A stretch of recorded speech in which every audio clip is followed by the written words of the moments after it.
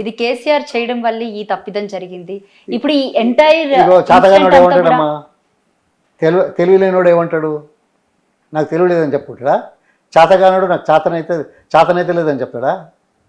అధికారం రావడం కోసం ఎన్ని అబద్ధాలు ఆడినారు, ఎన్ని హామీలు ఇచ్చారు. నేను అందుకే మొన్నటి మీ ఇంటర్వ్యూలో కూడా చెప్పాను. ఇప్పుడు రాజకీయాల జోలికి పోకుండా ప్రజలకిచ్చే సంక్షేమ కార్యక్రమాలు కొనసాగిస్తారా?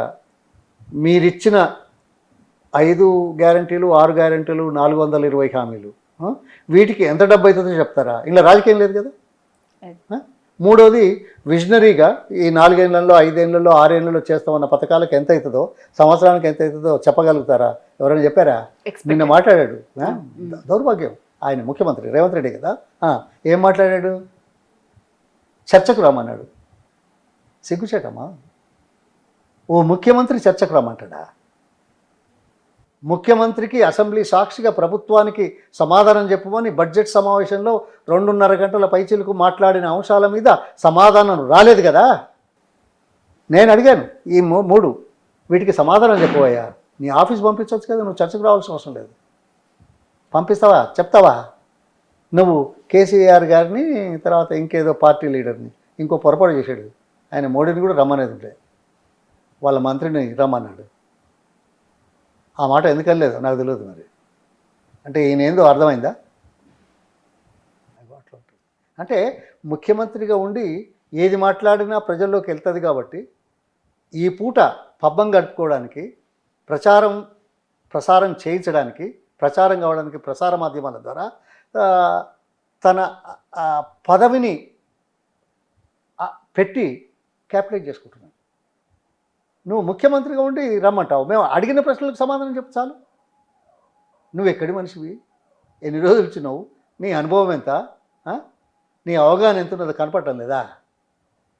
నీతోటి చర్చక, అది కూడా ఎవరితో చర్చ?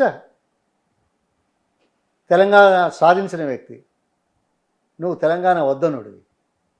సాధించడమే కాకుండా 10 సంవత్సరాల్లో ప్రపంచంలో కానీ దేశంలో కానీ ఏ రాష్ట్రంలో ఎనిమిదిగా చేసిన కార్యక్రమాలు చేసిన వాళ్లను పిలిచి మాట్లాడతావు, ఛాలెంజ్ చేస్తావు. నువ్వు ఒక్క పని కాలేదే, పని మొదలు పెట్టగానే ఇట్లనే అయిందే. నిన్న ఆ కాంట్రాక్టర్ గురించి చెప్పినావు, ఇవాళ మళ్ళీ ఆయనకే ఇస్తున్నావే. నువ్వా చర్చించేది?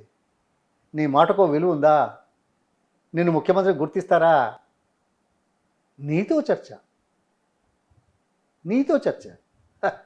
రైట్. ఇప్పుడు ఈ SLBC కెనాల్లో ఎవరైతే చిక్కుకున్నారో వాళ్ళు అసలు బయటకు వచ్చే అవకాశం ఉందంటారు? అంటే వాళ్ళ పరిస్థితి అంటే ఇప్పుడు దాన్ని లెక్కను బట్టి చూస్తే మీరు ఏమైనా కనుక్కున్నారు? అసలు నేను మాట్లాడాను, కనుక్కున్నాను. వాళ్ళు చేస్తున్నారు.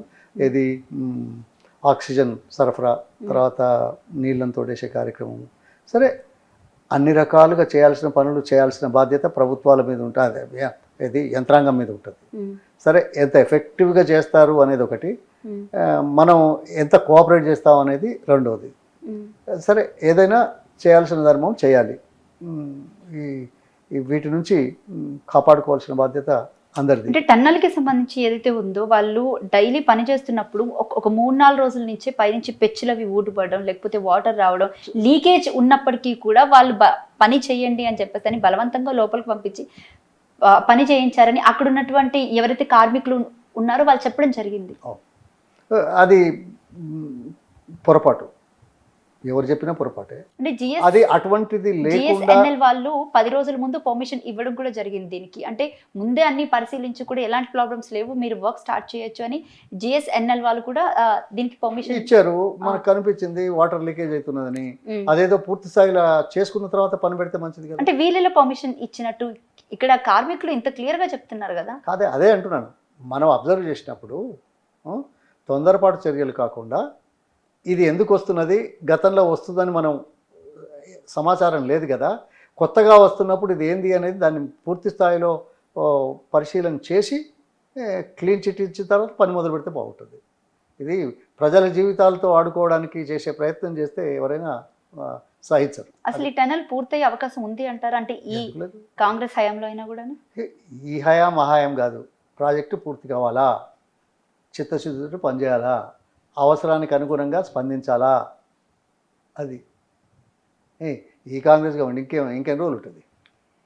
15 నెలలు అయిపోయింది కదా, అసలు ఎన్ని రోజులు ఉంటుందో కూడా తెలియదు కదా. ఈ కాంగ్రెస్ గవర్నమెంట్లో అవుతుంది అంటే అవుతుందని చెప్పాలా, కాదని చెప్పాలా? ప్రభుత్వం ఎన్ని రోజులు ఉంటుందో తెలియదు. తప్పుడు సమాచారం ఇచ్చి ప్రజలను మభ్యపెట్టి అధికారంలోకి వచ్చిన వాళ్ళు అదే విధంగా ప్రతిపక్షాలు కూడా చేస్తాయని అనుకోవచ్చు కదా. ఉంటుందా? బీజేపీ వాళ్ళు ఉండనిస్తారా? నిన్న ఇదే విషయం మీద రేవంత్ రెడ్డికి మోడీ ఫోన్ చేయడం జరిగింది, దిగ్భ్రాంతి వ్యక్తం చేయడం కూడా జరిగింది. ఓహో, అదొక ఇష్యూనా? ఒక దేశ ప్రధాని మానవతా దృక్పథంతో ఓ ముఖ్యమంత్రికి జరిగిన ప్రమాదం మీద మాట్లాడితే అది గొప్ప విషయమా? గొప్ప విషయం. ఎవరి తప్పిదం ఇది అసలు? అంటే ఎవరిది అనుకోవచ్చు? ఇక్కడ ప్రభుత్వాన్ని నిందించాలా, లేకపోతే మీరు కూర్చొని ఎవరు తప్పిదమని అంటంగానే అయిపోద్దా? నేను మొదలేమన్నాను, వాటర్ లీకేజ్ మీరే చెప్పారు. వాళ్ళు పోయిన వాళ్ళు ఏమంటున్నారు, మొదలు చేయమన్నారు, చేసిన తర్వాత మేము చేస్తూ ఉంటే వాటర్ లీకేజ్ అవుతున్నది, అయినా కానీ చేయమన్నారు అని వాళ్ళే అంటున్నారని మీరే చెప్పారు. నేను అనడం లేదు, నేను చూడలేదు. వాళ్ళే అంటున్నప్పుడు అది పూర్తి స్థాయిలో పరిశీలించిన తర్వాత చేస్తే మంచిదనే మాట నేను చెప్పాను కదా ఇప్పుడే. ఆ రకంగా చేయించాల్సిన బాధ్యత ప్రభుత్వం మీద ఉంటుంది. అవకాశాలు తీసుకోకుండా ప్రజల జీవితాలతో చెలగాటపడకుండా చేయాల్సిన బాధ్యత ప్రభుత్వాన్ని, యంత్రాంగంది. ఇప్పుడు యంత్రాంగం ఆ రకంగా ఉందా లేదా అని పరిశీలించడానికి ప్రభుత్వంలో ఉన్న పెద్దలు చూడాలి. ఇప్పుడు ఆ టనల్లో చిక్కుకున్న 8 మంది ఎవరైతే ఉన్నారో వాళ్ళని కానీ సురక్షితంగా బయటికి తీసుకురాకపోతే వాళ్ళ రాష్ట్రాన్ని నుంచి మొత్తం ప్రజలందరినీ దింపి మేము పెద్ద ఎత్తున ఇక్కడ ధర్నాలు చేస్తామని చెప్పారు. ఎవరు? కార్మికులు. ఓకే, ఇప్పుడు ప్రాణం వ్యక్తులకు ఎవరికైనా అంతకంటే ముఖ్యమైనది ఏం లేదు. సో బాధ ఉంటుంది, ఆవేశం ఉంటుంది, చెప్తారు, వస్తారు. కానీ సొల్యూషన్ కావాలి కదా, ప్రభుత్వం మేలుకోవాలి కదా. ఓకే, వస్తారు 1,00,000 మంది, అయితే ప్రాణం వస్తుందా? రాదు. అట్లని చెప్పి ఊరుకుంటామా? కాదు. ప్రభుత్వం అప్రమత్తంగా ఉండాలని చెప్పడానికి ఇదొక హెచ్చరిక, న్యాచురల్లీ. సో దైన్య స్థితిలో ఉంది ప్రభుత్వం, పట్టించుకోవట్లేదు, సీరియస్ తీసుకోవట్లేదు అనే దానికి ఇదో నిదర్శనం. ప్రభుత్వం మీద ప్రజలకైతే నమ్మకం పోయింది. ఇప్పుడు సాంకేతికంగా ఉన్న వాళ్ళకు కూడా, కార్మికులు కూడా పోతున్నది, అంతే కదా. అంటే ఇక్కడ అమాయకుల ప్రాణాలే కదా బలిగొంటుంది. ఇప్పుడు ఎవరైనా పనిచేసే వాళ్ళు అమాయకులే కదా. వాళ్ళు పని చేయమంటే చేస్తారు, ఇది ఇలా చేయమని చెప్తారు. అలా చేయమని చెప్పేవాళ్ళు సరిగ్గా చెప్తున్నారా లేదా తెలియదు. ఎంత తొందరగా చేయాలనేది సాంకేతికత విషయాలు. దాని మీద యంత్రాంగం పటిష్టంగా పనిచేస్తున్నదా లేదా అని మనం చేయాలి. అది వాళ్ళనంటే ఏమున్నది, ఎవరిదైనా ప్రాణమే కదా.